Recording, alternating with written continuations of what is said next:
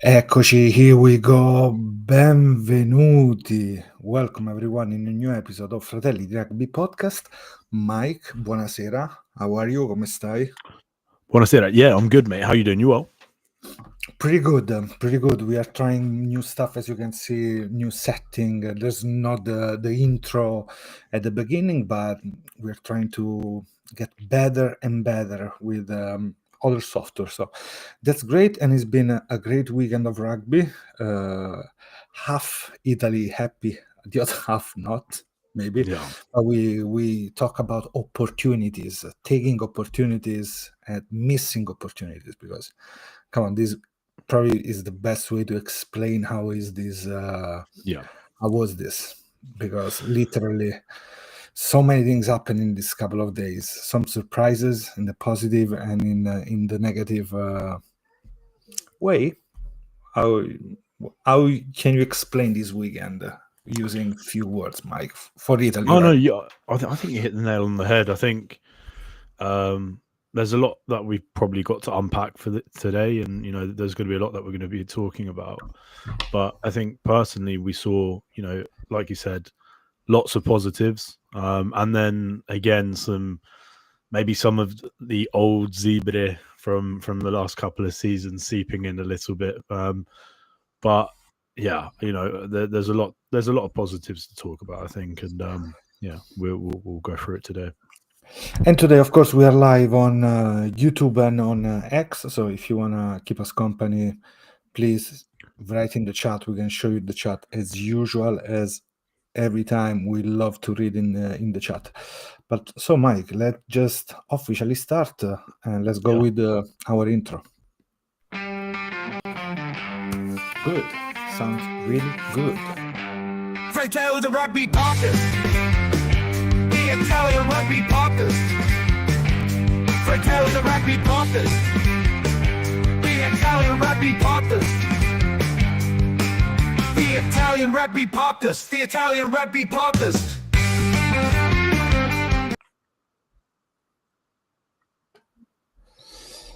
So, Mike, let's start with the positive. Let's start with everything positive. Let's start with this stunning victory from Benetton Treviso, Mike. Yeah. What a lovely victory. Yeah. Clever. What a you starting to sound like Trump. What a beautiful victory. What a beautiful Treviso. It was a wonderful yeah, man, like what a surprise. What a happy surprise. Serendipitous surprise for all of us. Mate, it's nice to see Benetton finally starting to click.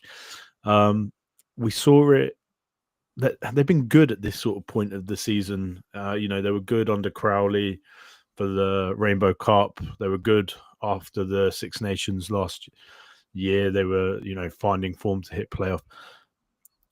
If they can continue what they're doing now, then I think, we can say that it's been a really successful season. And all of this, as and when Bortolami has,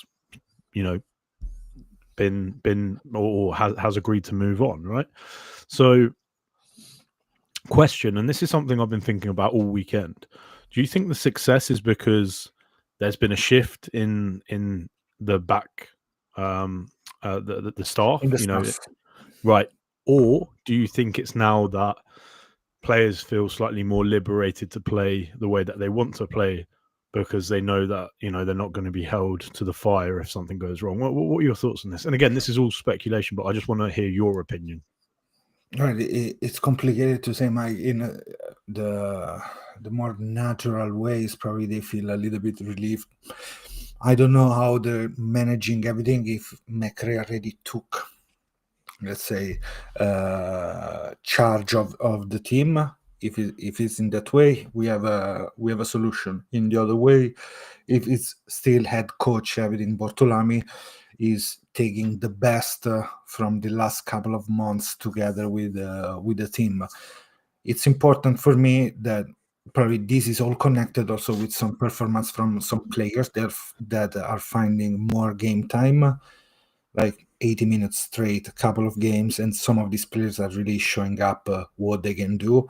It was great to see back Nemer. We're going to talk about him because we talked about him last week, so which is fantastic. So we should talk more about him, or whoever new player that we didn't see, didn't find a lot of space until now. But hey, I think now they are really with the head free, because there's not Six Nation anymore to think about it. There's not that way in your mind, like, okay, but it's gonna be a Six Nation.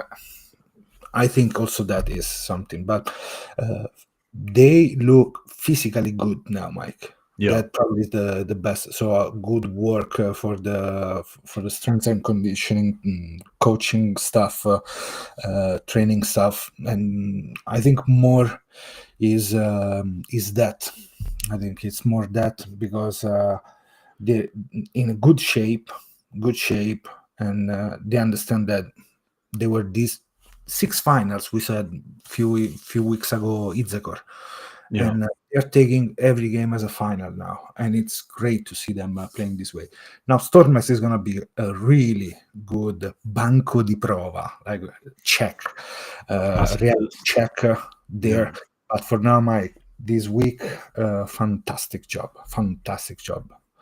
Yeah, and I think, you know, the way that Lions play, interestingly enough, are probably quite similar to how Italy played a couple of years ago and how Zebra tend to play. They like to run it from the 22 a lot, right?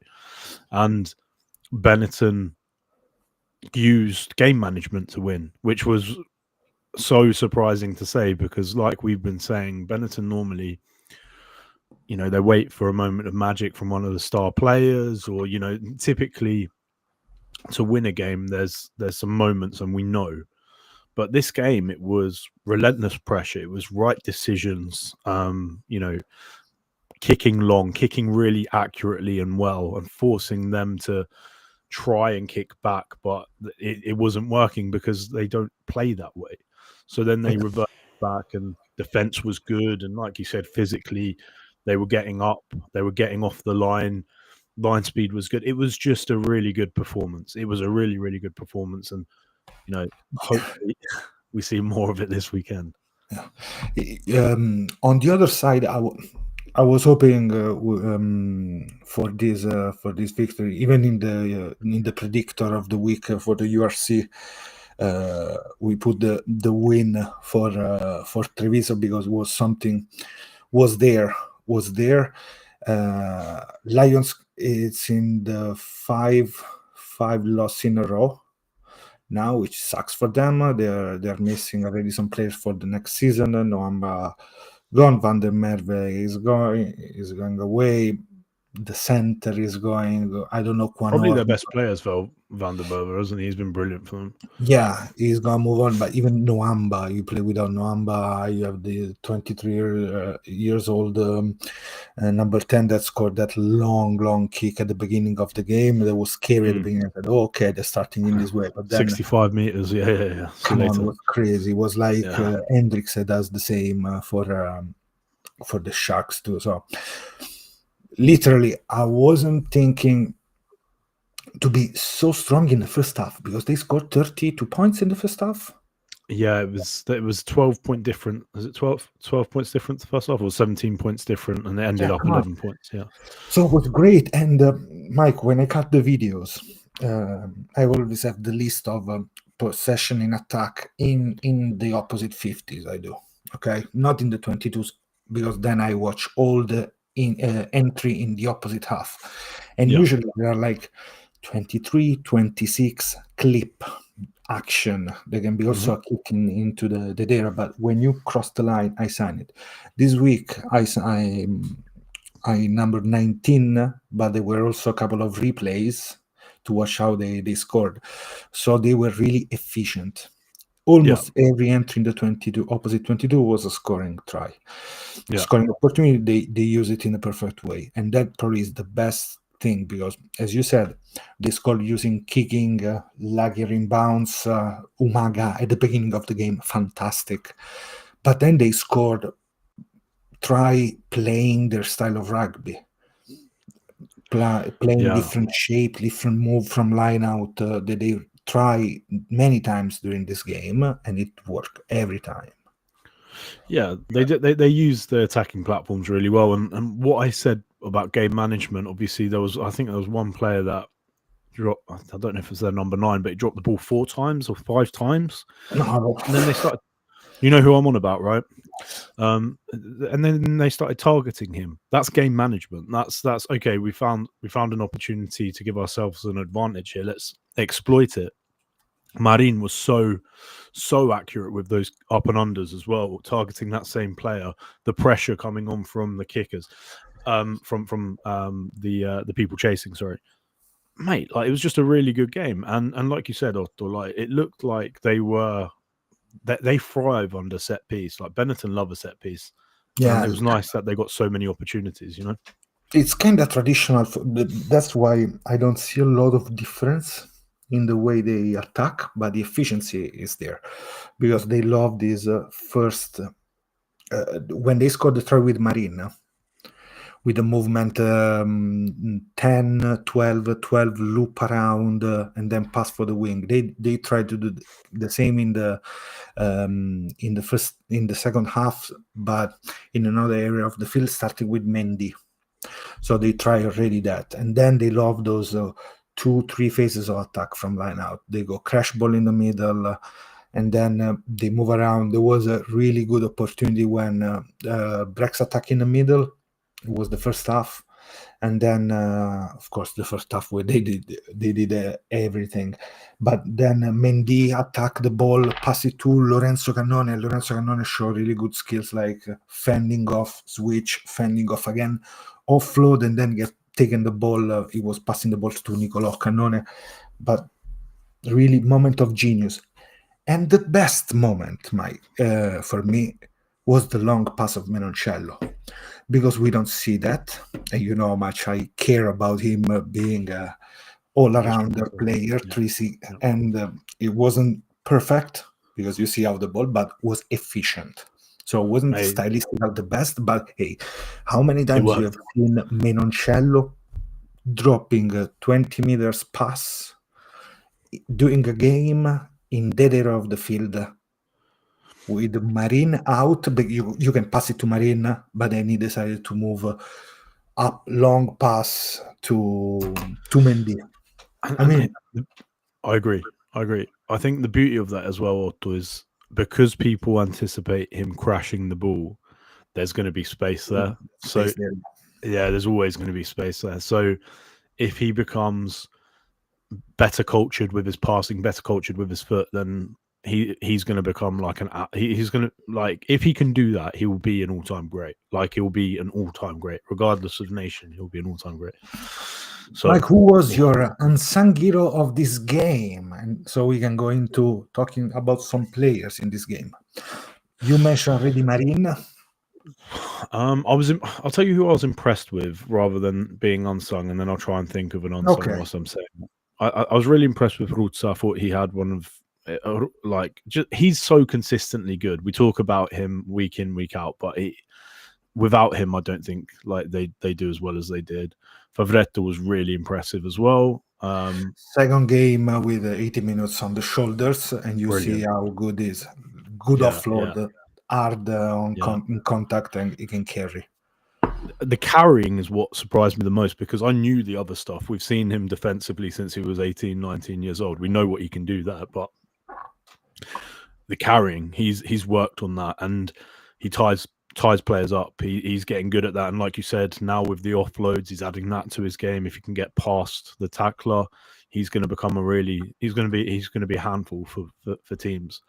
So really impressed with that. Marin, I think, again, you know, someone who hasn't played much rugby. Nemer, there's so many people who I was impressed by, but unsung. Who did the dog work?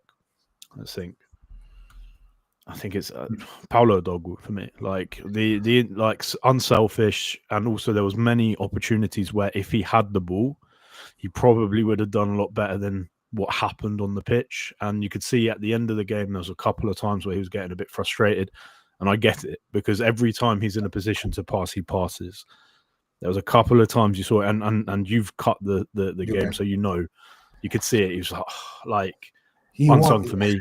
Brilliant. He had less opportunity to bring the ball forward than maybe how much Mendy got this week. But you know that when a defense has to be is tightened up so much because there is Menoncello, and then he can run those space instead of passing, and then when he's into contact, pass the ball like when Marin scored, he break a tackle there anyway because he was late. They tried, but those big legs are to be stopped in if you just put your arm, not your shoulder, your arm. You cannot wrap him. Let's say that's no. He's a beast. He's an absolute beast. And it's that power that we were talking about, because there's no Ratave, so we need that kind of power. For me, unsung because he didn't get the player man of the match. Yeah. But for me, is another really good show how good Mendy is getting. So for me, Nacho Mendy, Kiki Mendy, El Kiki. Mendy for me is really on a hot streak. He's going really good in the last games, and I'm really not surprised, but almost, because I was expecting this consistency from this guy. So I'm really happy for him. So good to have somebody ready when you don't have Ratave, when you don't have Lainag, Gallagher, and everything.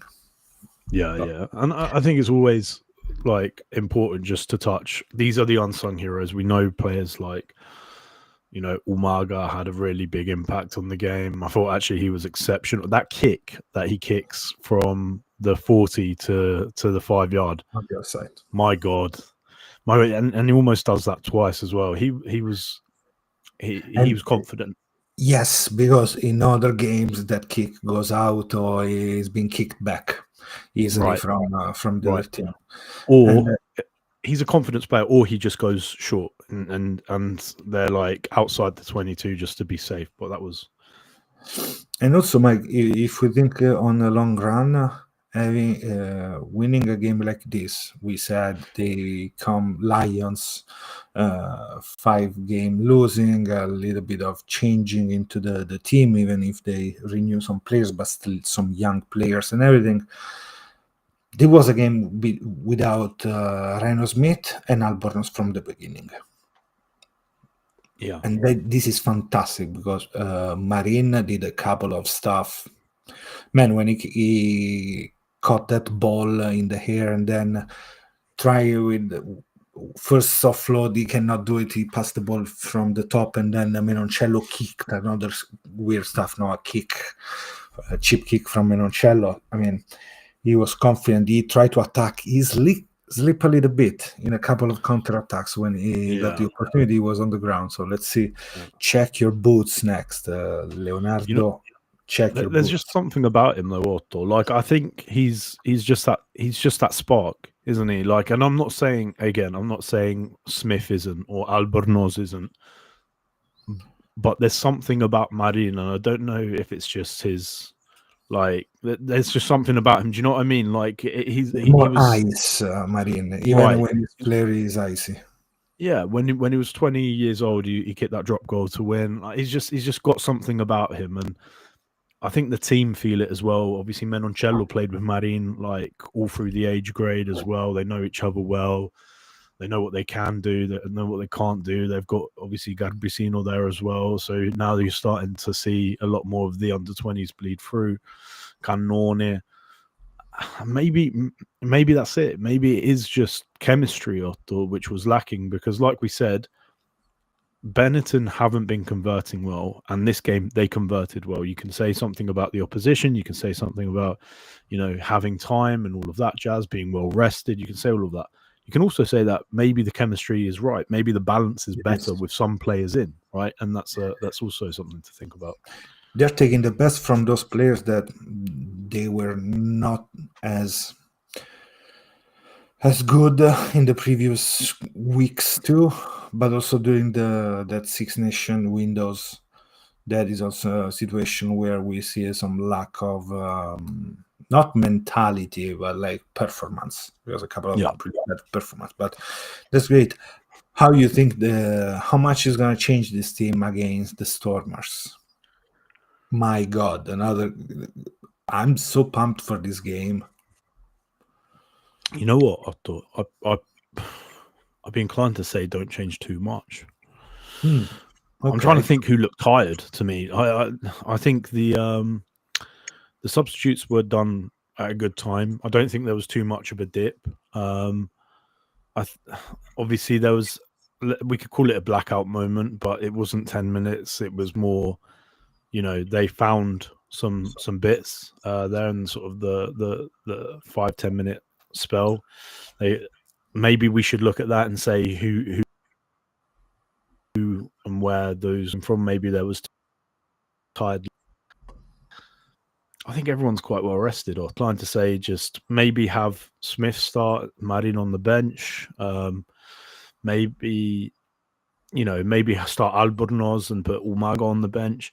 But realistically, if everyone's fit, healthy, I'd say just stay with what we've got. But that's me. Makes sense. I pretty agree because the team was a strong team anyway. The one put it in, and Marin is the best, said Nico. And let's quickly answer this. Is it true Black Lions and Cheetahs will join URC? Honestly, I don't know. I didn't hear any news about it. I don't know if I missed something. Can be a good opportunity. No, I haven't heard anything either. But I have no problem either of those teams joining. Yes, absolutely. The point is, if he's getting more teams, the URC, I don't know if you can do. I'm throwing there 2 divisions because I don't know. Think about how long is the season already of the URC. If you put other 2 teams, are more games for everyone's. And I don't know also player welfare, all this stuff, how it's gonna work. Hey, if something's gonna happen with one of the Welsh franchise, bring the Black Lions in. I would say more than the Cheetahs. Do you think? I think I would like the Cheetahs in. Like they were there. I like them too, Mike. Absolutely. Yeah. But if you want to keep another one in Europe, and another kind of how can I say? Cheetahs in Amsterdam for me is more attractive. That's my opinion though, because I think the Dutch market is growing aggressively, right? Really aggressively, and it's going to be closer than Georgia. In that way, if you bring a team that play international level, probably you're going to see more Georgian players maybe moving also to the URC team. So I want no problem with that. Maybe we can see more of one of the players I like, Kakoidze, the center. You can see more of those kind of players that we can see them sometimes when Gloucester goes to play, Van goes to play. They're like in those 4 games. How many games they play during the Challenge Cup? But if you put 16 games, it changed for them. No, I 100% agree. I think the issue for me is still going to be the logistics, right? If the Georgian teams are based out of France, for example, cool. If we have the Black Lions based out in France or Black Lions based out in Amsterdam instead of the Cheetahs, for me that makes perfect sense. But also as an emerging market, I'm putting my business hat on here as opposed to because I think there's intrinsically tied, right? The longevity of a rugby needs to come down to the player pool and what's the ability there. So I would say for me, I would like to see, potentially, the Dutch compete at a higher level. Hopefully compete for the maybe beat Georgia, like in the not too distant future, or beat Portugal or beat Spain. Like their under 18s, under 20s are good, like over a course of years. And also the number 1 nation outside of France for the last World Cup that bought tickets were the Dutch. So clearly there's an appetite. That's crazy. More than England across the that's crazy, Otto. Like so having 50, 60, 70,000 tickets sold to a Dutch market that don't have any elite pathways. No. That's insane to me. That's like having Rome. It is as anyway. But for me, I think it's quite exciting to see what they can do, like the Dutch market in the future. To go back on and trying to close a little bit the topic of Benetton, Mike, we mentioned Ivan Nemer. How was for you in this game? Brilliant. All questions answered, right? We said penalties, one immediate impact. Yeah, immediate impact. Turnover, scrum penalties, busy around the park, tackling well. The attitude probably was the best. 100% focus on the game. That for me was something really good. Yeah, he's good, mate. He's good. It was good to see that he's back to what he was. My question was, we needed to see more of him, right? Before we make a decision, he needs to add, right? We always want players that add. He has his USP, and again, straight back to the USP. He's a different player to Gallo. He's more, in the loose, and it's really interesting to see also how him and Spaniolo, like they're quite similar sort of players in the loose, where they're trying to go over the ball a lot and they disrupt the rucks quite well. It's going to be interesting to see how those two also start fighting over that shirt as well. So yeah, it was good to see him get some time. Molto bene, good done, well done Benetton, and everything moved in a positive way for a firm position. Probably soon we have the math. It's gonna help us for. Yes, they are in the playoff, and then let's see how they're gonna fight for the playoff. Probably they're gonna try to push a lot also here now to play home the first game for the playoff. So that's really important to see how they're gonna play against the Stormers. Stormers is a team with a lot of course, individual skills. The players are really good. Sasha Gomezzolo is fantastic. Yeah, he is. It's fantastic.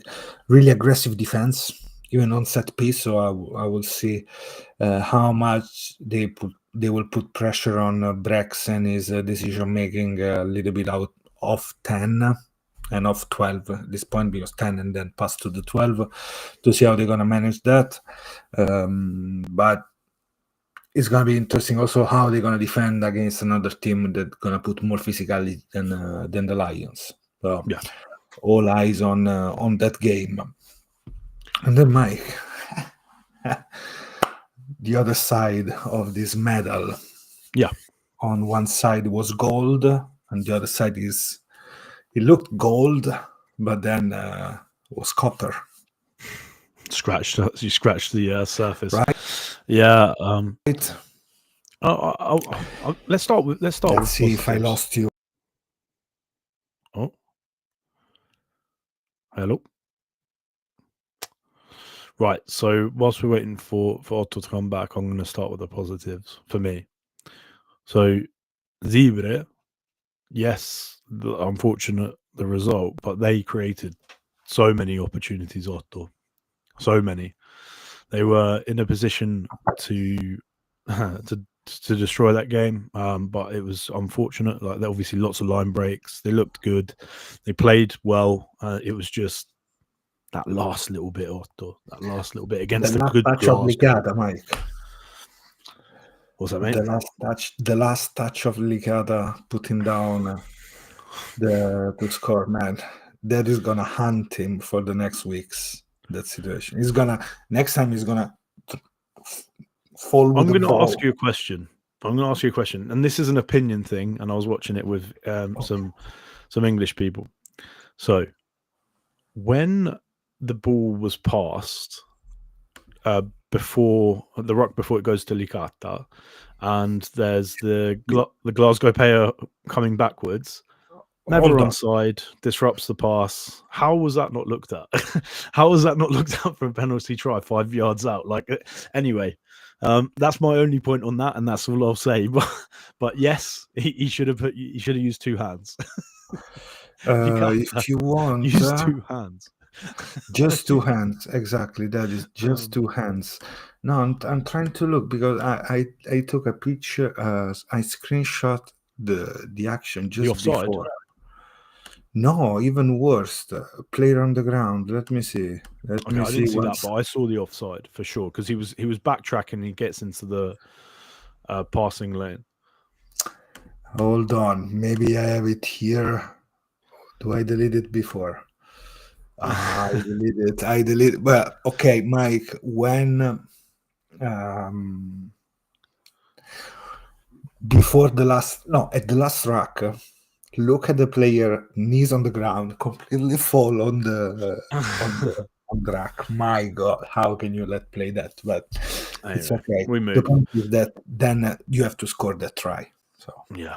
I mean, it's criminal that you go not with two hands. Although, the quality that I was watching wasn't great, but it looked like he had blood all over his hands. Right? Looked like his hands covered in blood. What was that? I think it was blood, Otto. Like it looked like blood anyway. But regardless, if you're bleeding, two hands on the ball, mate. Two hands on the ball. Two hands on the ball. Now the guy, but they lost Prishantelli really early in the game, so probably it's not gonna be on the week. Actually, they're gonna play on Friday. That is the news for the death of the Pope. They put the game on the Friday night. So Friday night, 8:45 Italy time. There's gonna be Zebra, but where they struggle was the line out at the beginning of the game. That's some issues in the line out. Yes. Jumping, stealing ball. They really focus on Stabile jumping on the first position in the front of the line out. That was an issue. And then a couple of penalties here and there. Then we saw the Captain Fischetti really mad during the game for a couple of calls, but except that you had to score more points of the opponent team. I saw a really angry Franco Smith during the game because I wasn't expecting that performance. It was a really ugly performance from them. It's also how good Zibire were at the breakdown. Like, how many balls did they turn over? So many. Like, Canalio everywhere. Like, they're staying alive in the defensive line, which is great for them because they need that. Yeah, but also like I said, just genuine turnovers. I don't know like the stats, but not turnover penalties, just turnovers. Like where there was one from Canali. It was crazy. The one. There was so many. Stole the ball attacking. You know what? We should check the stats on that at some point. But like they turned over the ball so much. Admittedly, they didn't do often too much with it, and they might kick it back and whatever. But they did really well, like disrupting, and I think that was enough. And then they just couldn't disrupt enough in the second half, unfortunately. But yeah, this was a totally winnable game, and it's bitter even more because the points that you didn't bring home. 1 point, 2 points more, maybe was something else. But hey, now there are Lions anyway, really close in the ladder.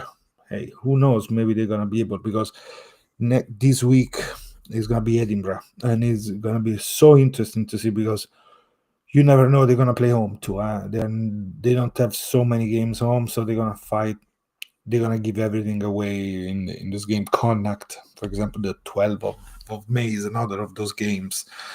So they can do much better, and was good to see also. The other option with Scott Gregory.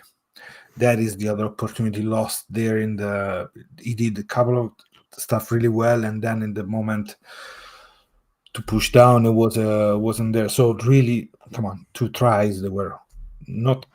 Licata was 100%, 99.9% try. The other one was 85% try, let's say. But you have to score those.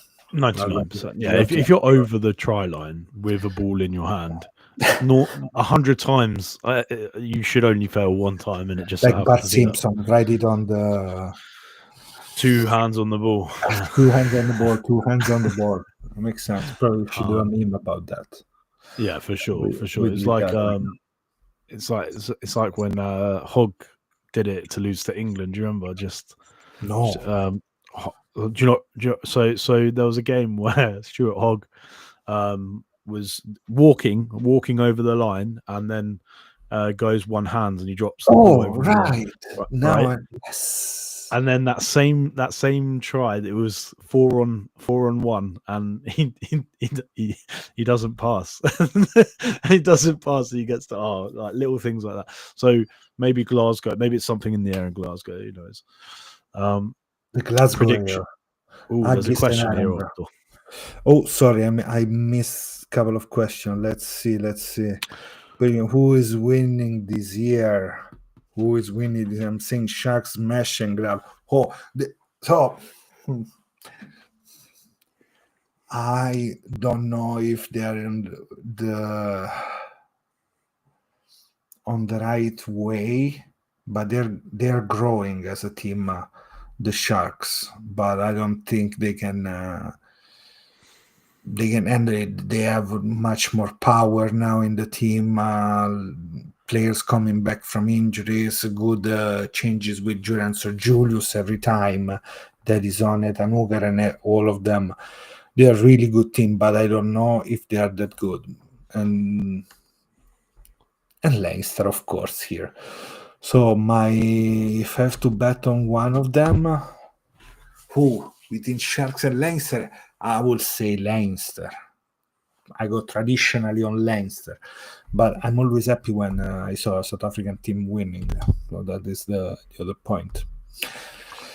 So, yeah. Mike, who's gonna win the prediction? Who's gonna win? Let me put also the ladder for a second. Let me put the ladder. So we have So it's just hard to look past Leinster the way that they're playing in the Champions Cup. I do feel though they're really inconsistent with their performance. That's the issue that I have with Leinster. Leinster are a very, very, very good team when they're at their best. They're one of the best teams in the world. But this week against, it was Ulster they played this week, right? Yep.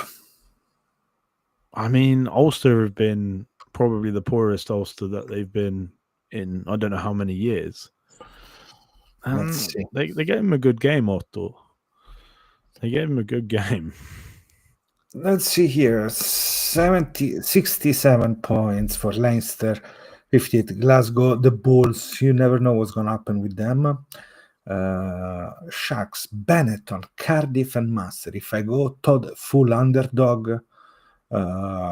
even more than Benetton, probably Cardiff is more underdog than everyone at the moment, but they're playing well.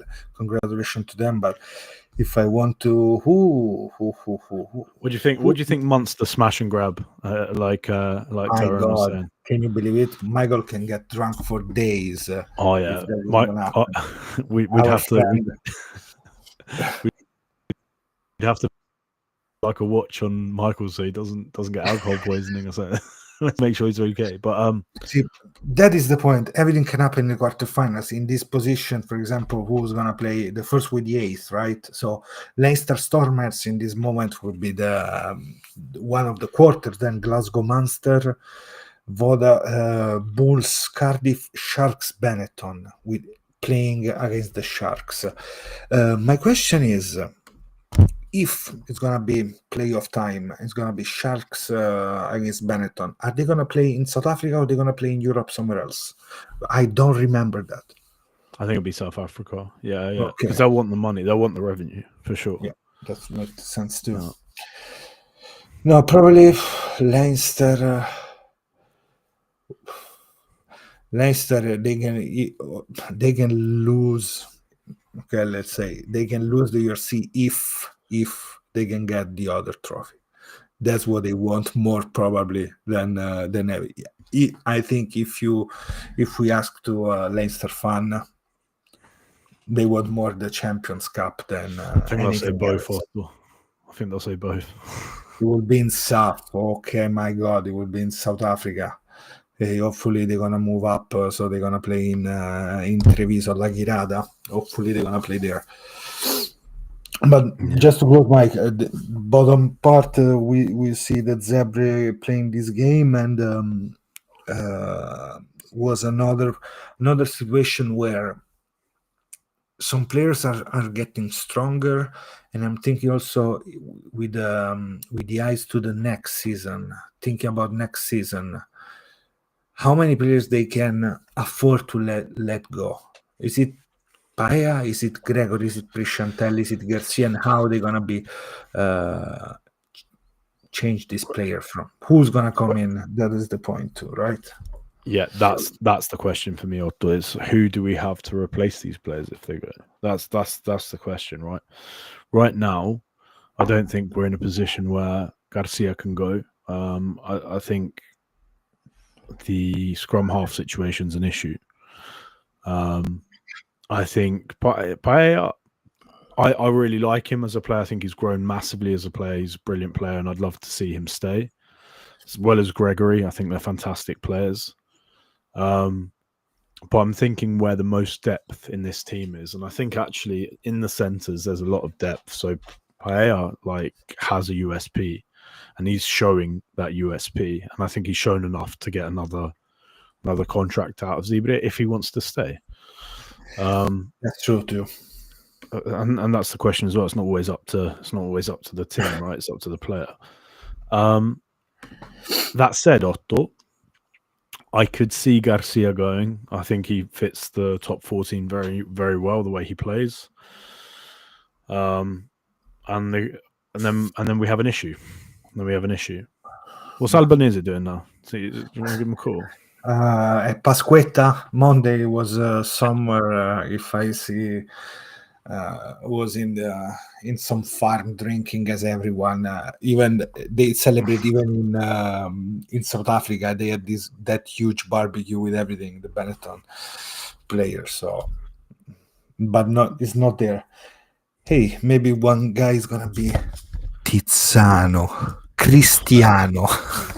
For one of whatever, send it wherever, but looks good for now. So let's keep going. Let's keep pushing him with the young. We're talking about Cristiano Tiziano, the brother of Carlo Tiziano, the Italian wallaby. I thought you were talking about Pasquale for a second. I'm like, yeah, no. Pasquale, good shape, good shade. What he does is. The 3 on his back, he just gets a white marker and changes it to a 9. Just ready for the. I was watching about players prop with hands. We're talking about Leota. Was on Askel. They were chatting with Askel about who the player to Wasp time, and they were talking about Trevor Leota. My God! Did they talk about Haskell not being able to catch a cold? The dildo hands. Dildo hands, yeah. He's proper dildo hands. Yeah. But yeah, it's interesting actually. I was having this discussion at the weekend where there's some props that don't have. I think there's some props which have USP. Mako Vinopola, as an example, I thought he had like a really good USP with his hands. His hands were brilliant for a prop. And Ellis Gange, Kyle Sinclair hands. Yes, fantastic hands for a prop. And it was interesting how Eddie used those to their advantage as link players. And I was wondering if we'd ever get there, right, with our props. See sort of like some of the players coming through. I thought, Genovese was always quite a flary player with his boot, and he liked to kick a ball, and he liked to. I wonder if we'll get there and have those link players. It's an area where, in general, all our props can be better. If you see Ferrari doing that job, but the way he turned his body when he passed the ball, or sometimes even Niccolò Cannone the same. Like, he doesn't attack you flat. Like, if we want to see one of the best pull passer in the world, of course, is Nacho Brex. No, right. So Nacho Brex engage with you with the eyes, use the hands, fixes and flip the wrist really well when you pass. We have a lot of our players that they're attacking, they're passing the ball, pull pass in this way. They're already in this position, so you know what you're gonna do. Okay.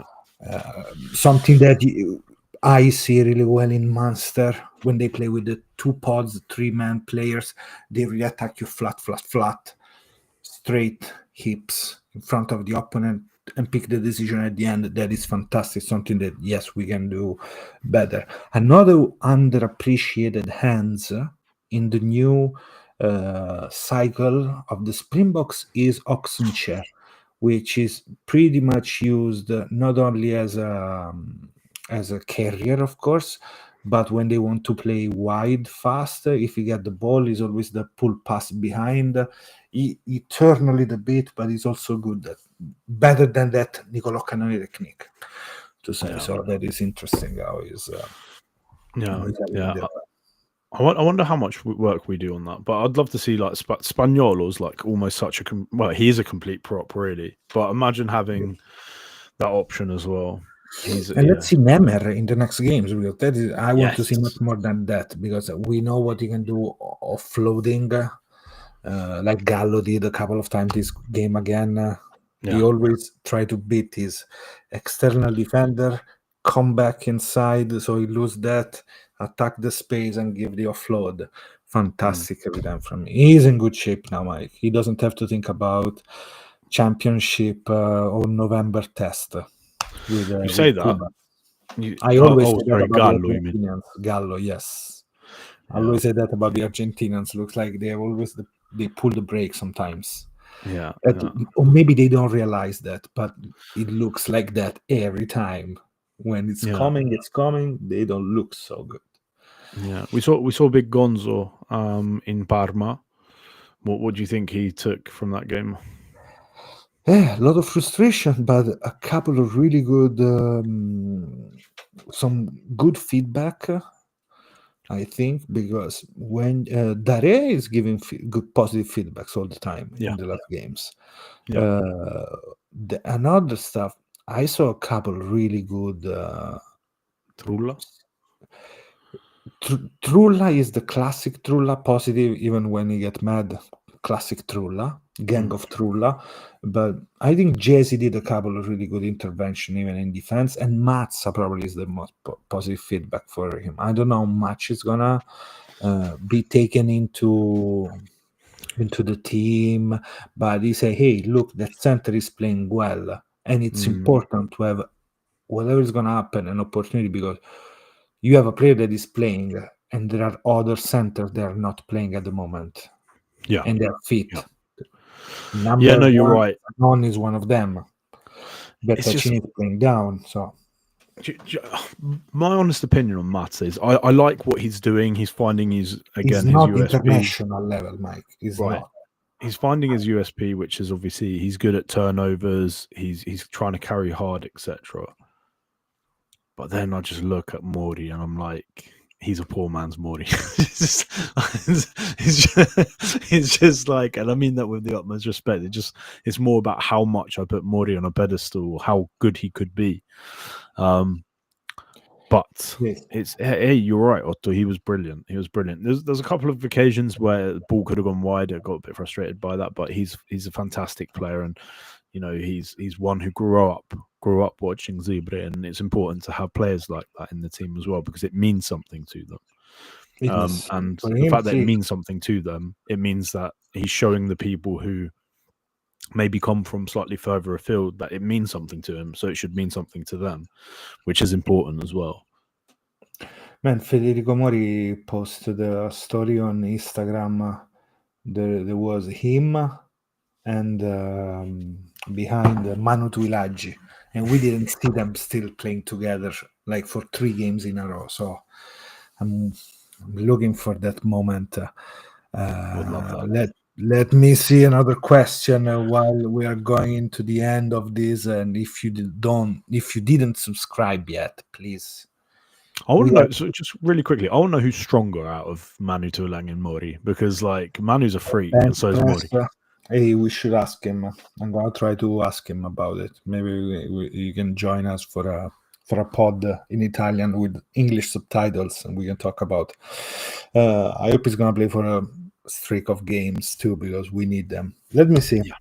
Rugby Europe Super Cup and South African Cup. 10 teams winners promote 2 years in. We have relegation teams now also playing European team and 4 African teams. All these ideas, Tyrone, they're not bad. The point is understanding the logistic of this. We had this discussion, Otto. Yes, we had it. So, but it's not bad. I think I am one that would like to see an Italian franchise going to play second division Carri Cup. If we had the money, Tyrone, I would like to see an Italian team, but even Black Lions going to play in South Africa, based in South African play. Because this happened with the Pampas, with the Argentinians years ago. And it worked really well because they won that division, and there was the team with an old Crevi, was 25, 26 years old, I think, that back in the days, and there were all those young Santi Carreras and all them. So great. Can I have 1 minute of rant? Shoot, of course you can. We lost Mike against Saracens, and that sucks. But it's another frustrating second half. I know what to say. And how we go play the game, so important for us with Barton on the wing. I honestly don't know how we ended up in that way. And then, okay, we play with Morris, the other wing that I don't like it at all. So really bad for Gloucester this week. But what do you think about Wadey? What do you think about Wadey leaving at the end of the season, going to rugby league?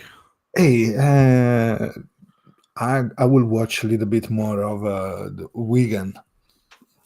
Which usually I don't, but I hope he's gonna be able to break the record of Ashton.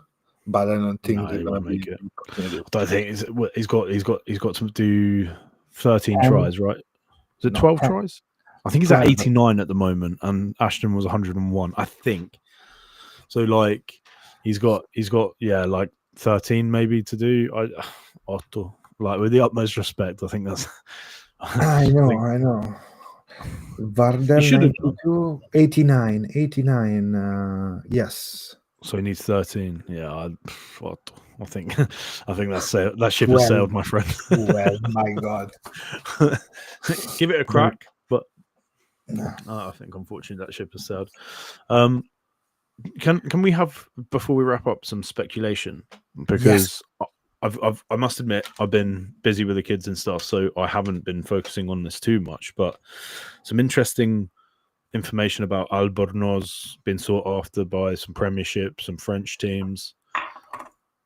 Albornoz seems to be related to Clermont and to Leicester Tigers. Clermont was a team that months ago, I think even last year, there was it was mentioned as a team. Yes, it can be a really good opportunity for him to play there in Clermont because they need another strong, maybe charismatic, is going to be in the center of everything. So yes, can be a really good opportunity for him, not for Benetton, because then money, of course, you can get some euro over there, much a couple euros more than what Treviso can offer, of course. Not because Treviso is poor, but we know how much the budget of the French team and even the Pro D2 team higher than ours. Yeah, for sure. Mike, I will let him go. To be honest, I would let him go. Okay, so talk to me. Who would you have in? You keep. If one goes, you have to keep the other one, which is Umaga. You cannot leave both, because if not, it's like, oh crap. You have to invest money on who. That's the point for me. Who is going to be the next?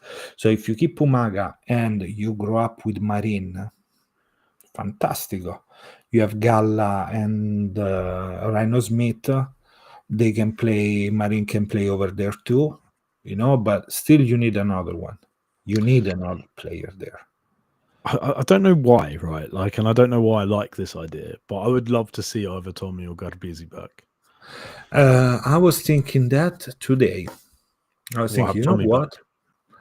No. Tommy is Perpignan. Tommy Allen, I can see him there, but more if it's not this year, maybe in a couple of years, maybe a Garbisi. It'll be Oh, cool. no.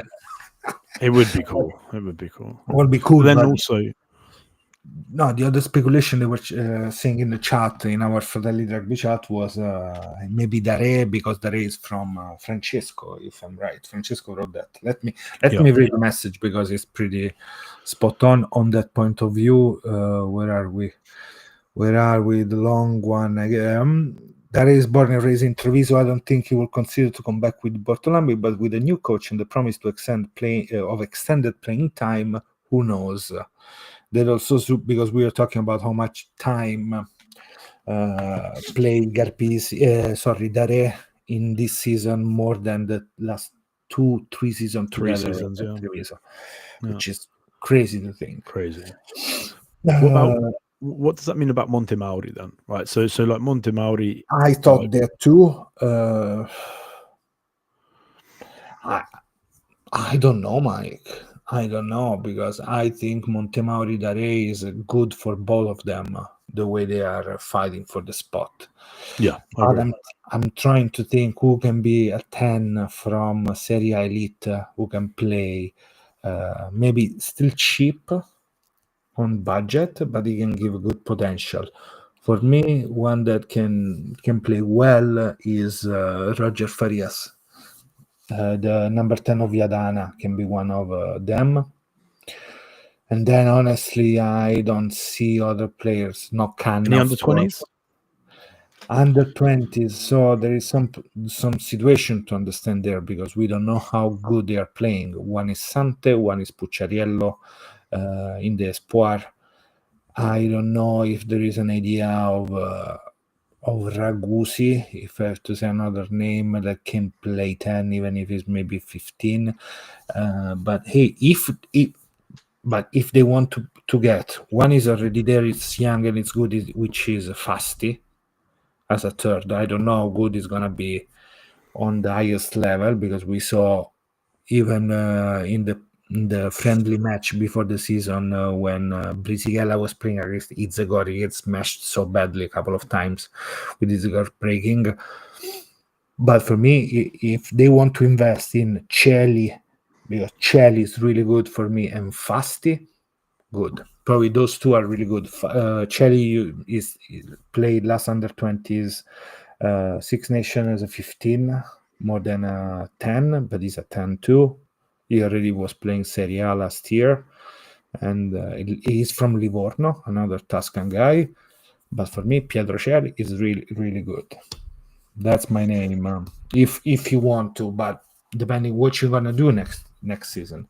If you get more money, more sponsor, you have to try to find a name, and it's really hard to find the name. Oh, fantastico, mamma magari, man. I would love to see. I'd love Owen Farrell. Imagine Owen Farrell's mentality in that Benetton team, like what he could do. But you know another one, talk about English number 10, Simmons. He's playing well, isn't he? He's playing really well at Paul.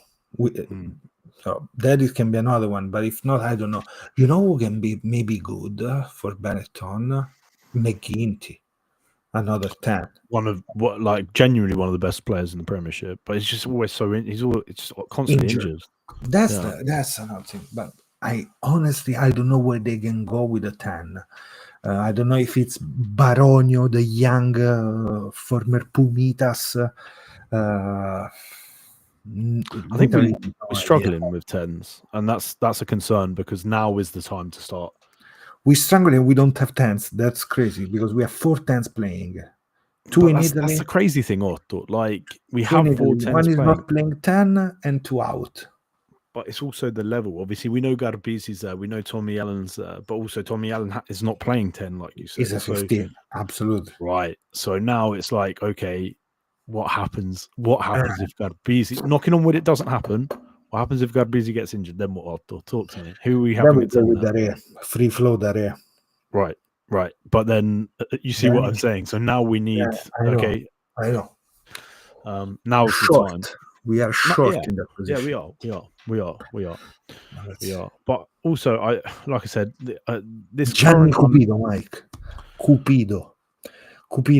Gianni Cupido is the name. Is an South African under 20. Gianni Cupido is his name. Italian blood. I guess Cupido. It's one stupid Cupido. Cupid, yeah. Italy. And Gianni, come Gianni Lombard. They have Cupido. I throw just a name. The other one He's was number 10. Number 10. And hey, there was one, but he chose another one that. Don't say Tonga. I don't want to hear it. Okay. I don't want to hear it. The brother of Luis. Oh, okay. Yeah, I mean, okay. That I can't find. That is I thought. I thought you were going to say the Tongan. No. He's playing well. He's at Moana Pacifica, no? Not Moana. Yeah, Moana Pacifica, no? Pat Pellegrini. Yeah. He's playing well, isn't he? Yes. It was another one. It was another one.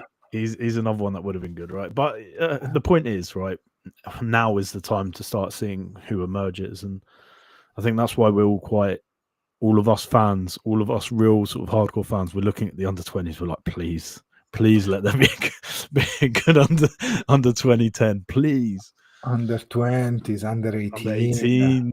We're going all the games to watch. So if you didn't, go watching on the Italian page, because there you can find all the videos from the festival, Six Nations Festival. There are a couple of really good players, but still we have to see how we're gonna manage. Mike, the only thing I hope we are not gonna miss the chance to see in the future, in the next 3 years, 4 years, Opoku Gianfi in the Italian team. I want to see all these boys fighting for the spot. Then let's see where is his best spot.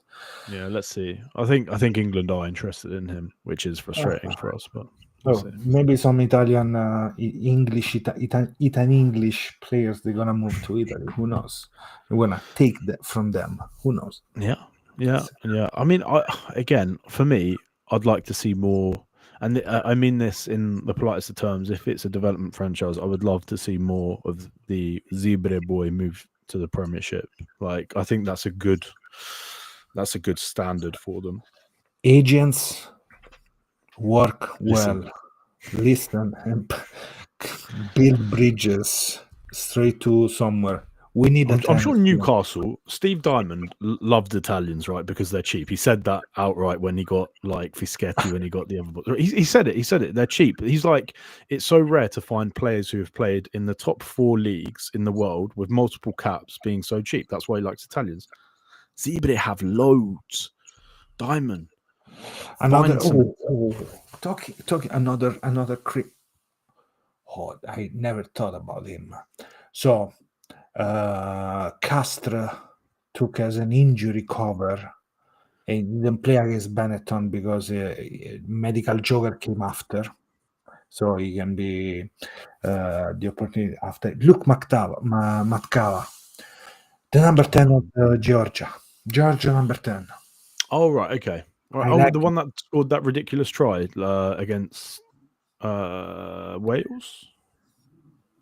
Man, yes, but also the hands of Georgia. When Georgia play well, is because Maktava play really well. Then the centers smash. But he's the one with Iniashvili. The two more skilled players are those. And do you think he'd want to go to Italy though? Man, he was playing with Lions.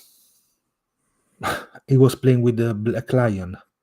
So he went injury cover now, and let's see. But he can be another good, also for the future, huh? So maybe it's cheap, and he's keeping cheap. But still, we have the number 10, our number 10. Yes. Right, Otto. Should we call it that? Guys, thank you to be with us. We are 62 today live, 57 on X, 5 on YouTube. Come on YouTube because it's always help us growing, and you can rewatch all of this. Let us know what you think. And Mike, let's see what's gonna happen this weekend, because hey, 2 victories can be something this week. It'd be nice, wouldn't it? It'd be nice. We'll take it. Hey, we take we also take 50%. We are not that greedy. We're not greedy. Not greedy at all. Not greedy at all. So, thank you everyone. Mike, buonanotte. Ciao a tutti. Ci vediamo al prossimo